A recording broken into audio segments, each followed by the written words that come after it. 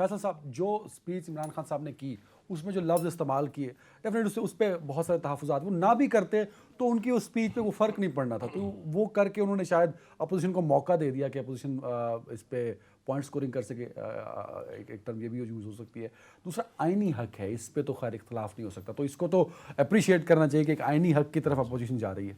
जी हाँ, बिल्कुल अप्रिशिएट करते हैं और ख़ुशी की बात है कि इन्होंने ये सबमिट किए और इजलास में फ़ैसला हो जाएगा, काउंटिंग हो जाएगी। अब इमरान खान तो इनके ख्वाबों ख्यालों में आते हैं और डराते हैं इनको, इनके लिए वो ख़तरनाक हैं और यही वजह है कि इनकी गुफ्तगू से आपने अंदाज़ा लगा लिया होगा कि कितने कॉन्फिडेंट हैं।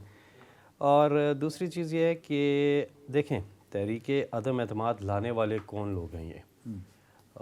ये वो लोग हैं जो कि आला अदलिया से मुजरिम डिक्लेयर्ड हैं। ये वो लोग हैं जिनको सिजिलियन माफिया का खिताब सुप्रीम कोर्ट ऑफ पाकिस्तान ने दिया है। ये वो लोग हैं जिनके असासे बाहर हैं, जिनकी दौलतें बाहर हैं, जिनके टब्बर बाहर हैं, जिनके सरे महल हैं, जिन्होंने 30 साल बारी बारी इक़्तिदार में आके मुल्क को लूटा और जिसके ख़िलाफ़ आदम एतमाद की तहरीक ला रहे हैं, उस पर एक करप्शन का इल्ज़ाम तक नहीं है, एक बदउनवानी का इल्ज़ाम तक नहीं है, जिसका जीना मरना इस मुल्क में है, जिसकी कोई बाहर प्रॉपर्टी, कोई दुकान भी नहीं है, यहाँ पे भी नहीं है, बाहर भी नहीं है, कोई कारोबार नहीं है, कोई मिले नहीं है, कोई फ्लैट्स नहीं है, उनका जीना मरना पाकिस्तान में है। ये किस किस्म का निज़ाम है? दूसरी चीज़ कि ये लेकर आए, सो बिस्मिल्लाह, हम फौरी तौर पर असर कैसर साहब अभी इजलास भी बुलाने जा रहे हैं। मैं यहाँ पे दावा तो नहीं करता, लेकिन कुछ अपनी स्टडी के हवाले से एक बात ज़रूर करता हूँ कि 154 का नंबर ये क्रॉस नहीं कर सकेंगे।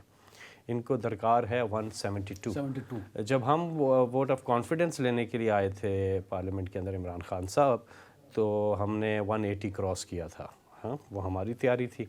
अब ये अपनी तैयारी कर लें। अब तैयारी क्या है, क्योंकि तो उस वक्त अपोजिशन इतनी तो इन्होंने मुतहरिक नहीं थी करनी सर है जितनी जी, अब है। अब तो इन्होंने तैयारी करनी है, इन्होंने नंबर पूरा करना है, जो नहीं होगा पूरा इनसे 154 होगा और वो आज का हो सकता है उससे पहले ये वापस ले ले, क्योंकि कौन जमा वापस भी ले? ये अपोजिशन वाले, इनके अंदर बातचीत चल रही है कोई कि शायद ये क्योंकि नाकाम होने जा रही है तो शायद हो सकता है वापस ले ले।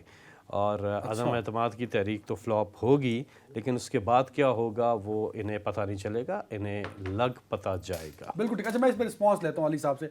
जरा सब एक कमेंट अगर आपसे लेना चाहूँ, मुल्क की सियासत में आजकल जो चल रहा है इसको आप एक अगर न्यूट्रल पॉइंट ऑफ व्यू से देखें, न्यूट्रल, मैं अपना न्यूट्रल, मेरा मीनिंग है, प्राइम मिनिस्टर वाला न्यूट्रल नहीं बोल रहा सर मैं, न्यूट्रल पॉइंट ऑफ व्यू क्या होगा सर? क्या क्या देखते हैं हम मुल्क की पॉलिटिक्स में?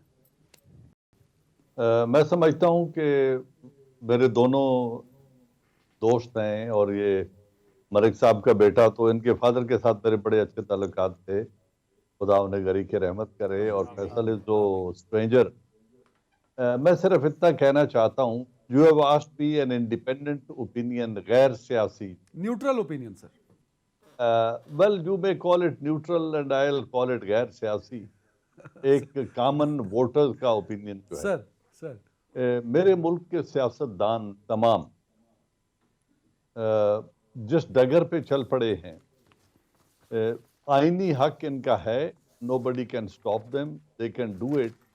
लेकिन अगर ये उस हल्फ का पास रखें जो ये असम्बलियों में उठाते हैं कि मैं कौम के वसी तर मफाद में, खुदा को हाजिर नाजिर जान कर कहता हूं कि मैं मुल्क के वसी तर मफाद में फैसले करूंगा, तो जितनी मुल्क को स्टेबिलिटी की, पॉलिटिकल स्टेबिलिटी की आज जरूरत है, जी, इतनी शायद इस रीजन में इससे पहले बहुत कम औकात में ऐसे एनवायरमेंट रहे हैं। आज मुल्क क्या करेगा? 10 आदमी लॉयल्टी चेंज करेंगे, राइट और लेफ्ट जहां से भी करें। अगर हम दुनियादारी देखें, जो बातें हो रही हैं, मेरे पास कोई प्रूफ नहीं है कि उन्हें 10-10 करोड़ मिलेगा तो 1 अरब रुपया मिलेगा, और उस 1 अरब से 10 आदमी आवुड से जब वो अपनी पार्टी से इनराफ करते हैं तो ज़मीर फरोशी करके कौम को 15 अरब के अखराजात से होने वाले जनरल इलेक्शन की तरफ धकेल दें।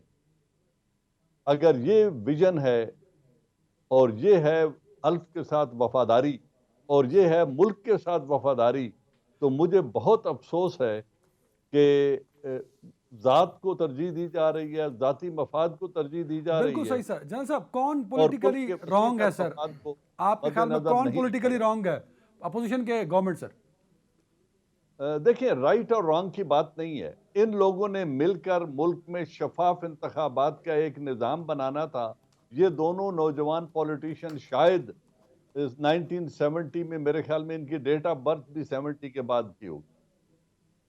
उस वक्त एक मुल्क में बड़े शफाफ इंतखाबात हुए थे, जिसके नतीजे में पॉलिटिकल इंटॉलरेंस की वजह से, जी अपोजिशन बेंचेस पर न बैठने की वजह से मुल्क दो लख्त हो गया था।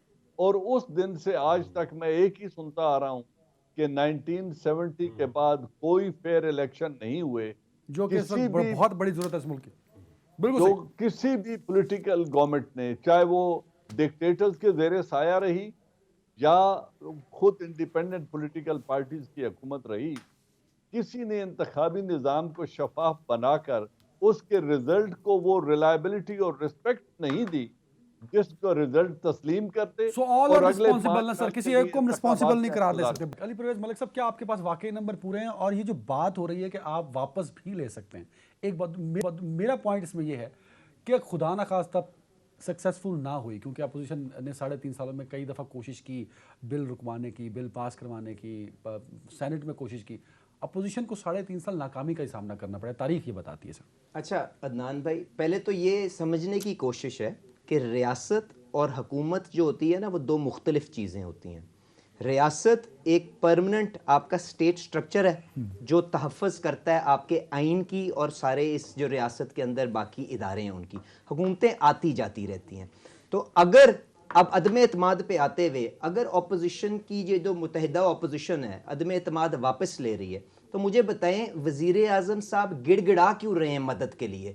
वो क्यों रियासत के इदारों को आके आज ये बता रहे हैं कि अगर वो न्यूट्रल रहे तो ये तो न्यूट्रल तो खाली जानवर होते हैं? मुझे बताएं वो आके ये गुफ्तगू क्यों करते रहे हैं पिछले 3 साल के अंदर के same page same page same page? वो आज आके जलसों के अंदर क्यों चीफ ऑफ आर्मी स्टाफ को दोबारा घसीट के सियासत के अंदर लेके आना चाहते हैं? तो किस चीज़ की ये घबराहट है, किस चीज़ की बुखलाहट है? ये ऐवान के अंदर सीधा सीधा आके उस मोशन का मुकाबला करें। अगर इनकी सपोर्ट वहां पे मौजूद होगी तो ये प्रिवेल करेंगे और हम हार जाएंगे। अगर हमारे साथ ज्यादा मेंबरान होंगे तो मोशन कामयाब हो जाएगा और ये चुप करके घर चले जाएं, इसमें तो कोई परेशानी की बात नहीं है।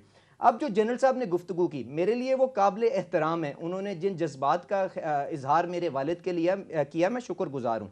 गुजारिश इस तरह से है कि मुझे बताएं कि किसने कहा है कि लालच की बिना के ऊपर मेंबरों को अपनी सफ़ों के अंदर शामिल करने की कोशिश की जा रही है? मुझे बताएं, जिस जिस तरह हम इलेक्शन के करीब जाते जाएंगे तो अवामी नुमाइंदे के लिए सबसे बड़ी परेशानी और सबसे बड़ी कंसिडरेशन क्या होती है कि किस तरह से वो दोबारा अगले इलेक्शन के अंदर मुंतखब होकर वापस आ जाए। तो इनके इत्तेहादियों ने क्या टीवी के ऊपर बैठ के ये नहीं कहा कि जी जहां पे अगर हम इमरान खान के इत्तेहादी बन के अपने हलकों के अंदर जाते हैं तो हमें अंडे पड़ते हैं, हम जाके इस नालायकी का बोझ खुद उठा नहीं सकते? कल चौधरी वजाहत हुसैन साहब ने, जो चौधरी शुजात हुसैन साहब के भाई हैं, उन्होंने आके सामने टीवी पे बात की कि नहीं की कि ऐसे इत्तेहाद के अंदर जहां पे किसी की इज्जत ना हो, जहां पे किसी का ख्याल ना किया जाए, जहां पे किसी से मशवरा ना किया जाए, हम उसका हिस्सा क्यों बने? आज शेख रशीद साहब आके क्यों इल्जाम लगा रहे हैं कि हम छोड़ रहे हैं इमरान खान साहब को? चले, मैंने तो नहीं कहा छोड़ रहे हैं ना, मैंने आपसे तो नहीं उन्होंने तो नहीं कहा, कहा कि छोड़ रहे मैं हैं। अपना अभी तक किसी सियासी इत्तेहादी ने नहीं मैं कहा। अपना सियासी तज्जिया आपको दे रहा हूं ना कि शेख रशीद साहब ने कहा कि 5 मेंबर वाले